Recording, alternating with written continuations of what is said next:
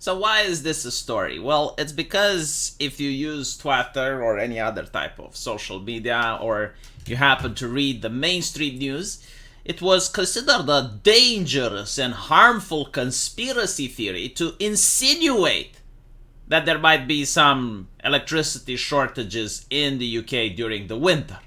And it boggles the brain on how easy it is to just silence a conversation when the media calls it a conspiracy theory.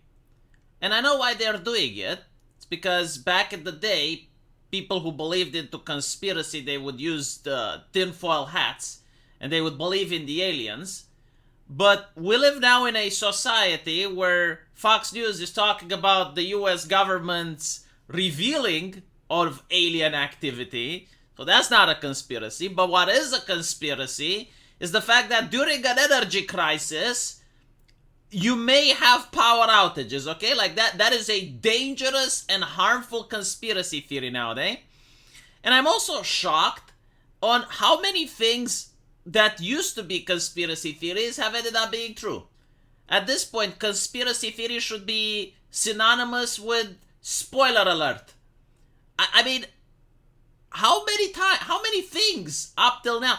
And it's so fascinating, right? Because you have two types of people. You have the people that read the news on a daily basis and they read more than one publication.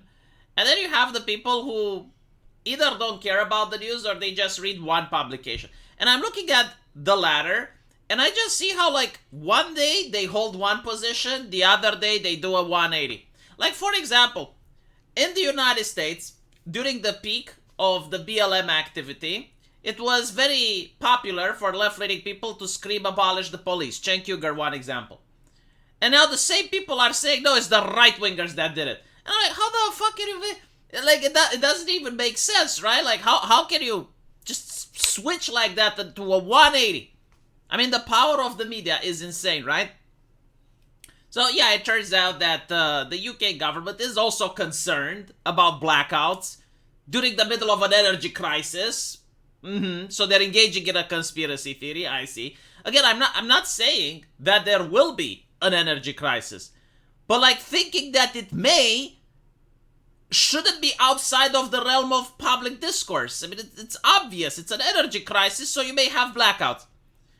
But what I really like about this is that while the government is worried, and BBC obviously will serve a role in order to inform the population, I love the fact that they're talking about stuff like, oh, well, the power is out, but the government has said it's hope that the power will be restored within the next 36 and to 48 hours. How the fuck do you know? How the fuck do you know? Like, why don't you wait for the event and then give the timeline? Right? Like, how do you know? Like, this is what baffles me, right? And then they wonder, like, why don't people trust the government? Like, you don't even have the crisis on hand, and you don't know, but, like, you already write the script as if the crisis is here. Like, what if it's something which takes more than 48 hours? Or what if it's something that takes 10 hours? Like, why can't you write it when it happens? Like, I understand about writing about generic things, right? Like, for example, make sure you have enough food, make sure you have shelter, blah, blah, like that type of thing. But to, like, also say how the government will respond when something that hasn't happened will happen, and you don't know how bad it is, it's just mind-blowing, you know? And I wonder, like, obviously, besides this, like, how many other articles aren't like that? Like, how many other scripts aren't being used in the exact same manner? Let me know what you guys think, though. And as usual, I will see you in the comment section. Take care.